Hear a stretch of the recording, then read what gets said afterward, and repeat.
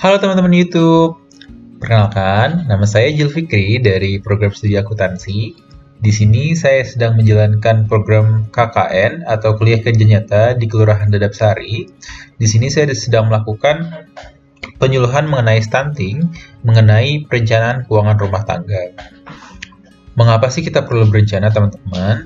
Yaitu karena ketika kita ingin mencapai suatu tujuan, maka di depannya kita harus melakukan perencanaan agar dalam mencapai tujuan tersebut nantinya akan menjadi lebih terarah dan lebih baik dan serta bijak dalam menentukan arah ke depannya. Nah, di sini kita akan membahas bersama-sama mengenai yang pertama ada pengenalan perencanaan keuangan, yang kedua adalah evaluasi kesehatan keuangan, dan yang ketiga adalah anggaran. Jadi apa sih perencanaan keuangan itu, teman-teman? Nah, perencanaan keuangan ini merupakan seni pengelolaan keuangan yang dilakukan oleh keluarga untuk mencapai tujuan yang efektif, efisien, dan bermanfaat.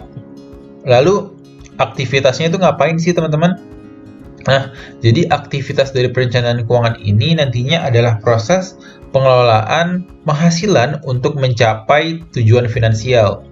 Sehingga di akhirnya kita berharap bahwa nanti keluarga ini akan menjadi keluarga yang lebih sejahtera ke depannya. Nah, penghasilan sendiri ini, teman-teman, nantinya dapat dikelola agar dapat memenuhi kebutuhan saat ini dan juga kebutuhan di masa depan. Kalau bisa kita berdiskusi, kebutuhan saat ini seperti kebutuhan-kebutuhan yang dibutuhkan pada saat seperti ini. Misalnya, ketika sekarang ibu atau bapak sedang memiliki sang buah hati yang masih balita, maka kebutuhan saat ininya adalah untuk dapat memenuhi konsumsi dan juga kebutuhan nutrisi dari sang buah hati.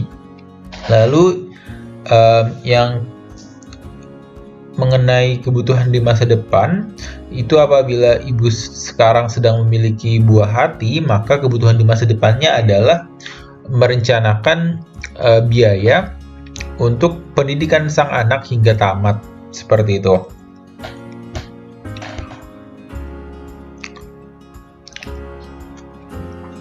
Lalu bagaimana sih cara merencanakan keuangan?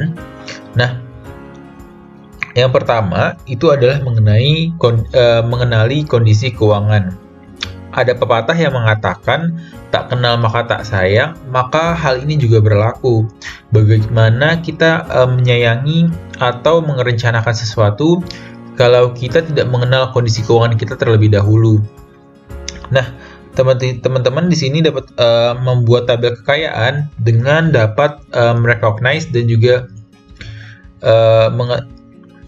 menyadari terlebih dahulu apa saja harta dan hutang yang keluarga teman-teman miliki. Nah, nanti di akhirnya kita dapat mengetahui total kekayaan bersih dengan mengurangi harta dengan hutang.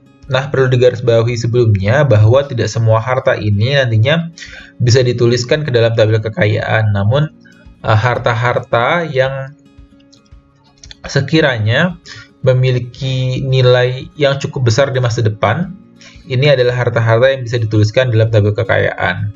Contohnya seperti rumah, motor, tanah, sawah, kebun, seperti itu. Nah, yang kedua adalah menentukan keinginan. Selanjutnya, teman-teman dapat membuat daftar kebutuhan dan keinginan yang ingin keluarga teman-teman penuhi. Nah, sehingga setelah itu teman-teman ini bisa membuat prioritas keinginan tersebut, sehingga schedule dan juga rencana ini dapat tersusun dengan rapi, serta bagaimana kita dapat merencanakan keuangan ini nantinya dapat terwujud seperti itu. Yang kedua adalah mengenai kesehatan keuangan, atau di sini saya menyebutnya sebagai periksa dompet. Jadi apa sih itu periksa dompet?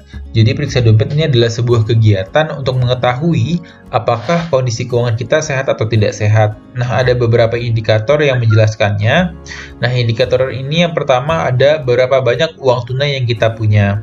Nah, indikator tersebut dikatakan sehat apabila saldo uang tunai itu mencapai 4 kali pengeluaran rutin bulanan atau bahkan lebih. Apabila tidak sehat, maka sebaliknya. Yang kedua adalah berapa banyak cicilan utang setiap bulan. Hal ini dikatakan sehat apabila paling banyak hanya 35% dari penghasilan bulanan. Apabila lebih dari 35%, maka ini bisa dianggap sebagai kondisi keuangan yang tidak sehat. Lalu yang ketiga adalah sudahkah keluarga teman-teman ini menabung setidaknya ini 10% dari penghasilan bulanan.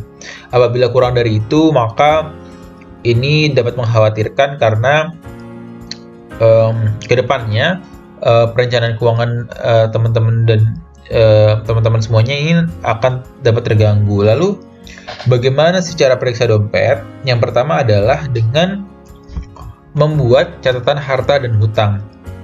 Yang kedua adalah membuat catatan penghasilan dan juga pengeluaran.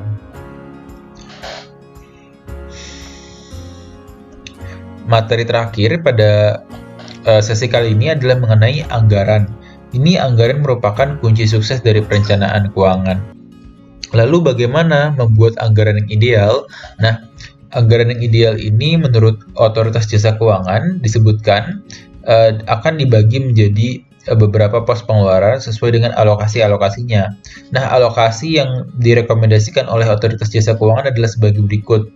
10% untuk dana pendidikan anak, 5% untuk zakat, infak sedekah, 5% untuk premi asuransi, 10% untuk tabungan dana darurat, 5% untuk investasi masa depan, yang 20% untuk cicilan pinjaman, 5% untuk hiburan, dan 40% untuk rumah tangga. Nah, kebutuhan komponen-komponen tersebut nantinya dapat berubah-ubah menyesuaikan dengan kebutuhan keluarga teman-teman masing-masing.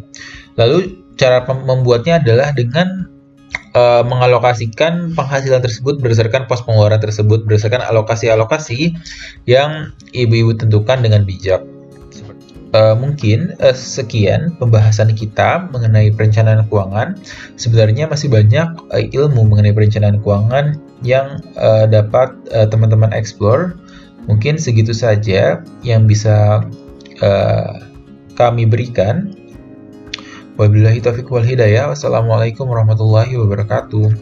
Bye bye teman-teman YouTube.